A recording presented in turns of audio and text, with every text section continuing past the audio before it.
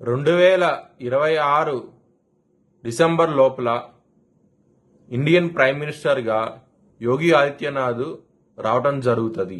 జై శ్రీరామ్.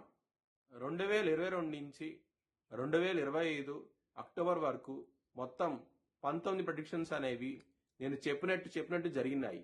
అవన్నీ కింద డిస్క్రిప్షన్ లో ఇవ్వడం జరుగుతోంది. మీనరాశికి అధిపతి గురు. మీనరాశిలో పూర్వభాద్ర 4వ పాదం, రేవతి 4 పాదాలు, ఉత్తరాభాద్ర 4 పాదాలు ఉంటాయి. ఈ నక్షత్రం వాళ్ళందరికీ నేను చెప్పే వార ఫలితాలు వర్తిస్తాయి. ఈ వారంలో మీనరాశి వారికి పంచమ స్థానంలో గురువు గారు యోగిస్తున్నారు, 6వ స్థానంలో కేతు గారు యోగిస్తున్నారు. ఈ 2 గ్రహాలు మాత్రమే యోగిస్తాయి. మిగతా గ్రహాలు వ్యతిరేక ఫలితాలు ఉన్నాయి.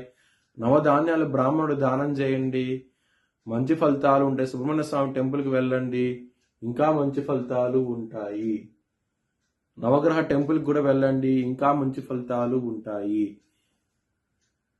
గురువారం రోజున ముఖ్యమైన పనులు స్టార్ట్ చేసి ఖచ్చితంగా విజయం సాధిస్తారు. ఆదివారం రోజున, మంగళవారం రోజున ముఖ్యమైన పనులు స్టార్ట్ చేసిన వ్యతిరేక ఫలితాలు వస్తే ధన నష్టం వచ్చే అవకాశం ఉన్నది.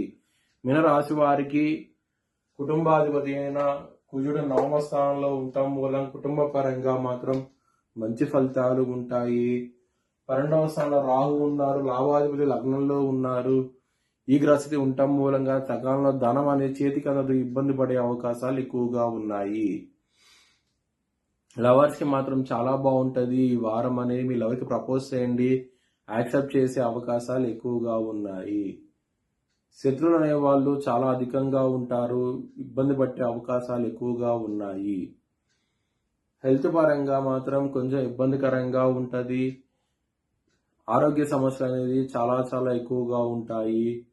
చాలా జాగ్రత్తగా ఉండండి. విష్ణు సహస్రం పారాయణం చేస్తే కనుక మంచి ఫలితాలు ఉంటాయి. మ్యారేజ్ పరంగా మాత్రం బ్యాడ్ టైం నడుస్తుంది.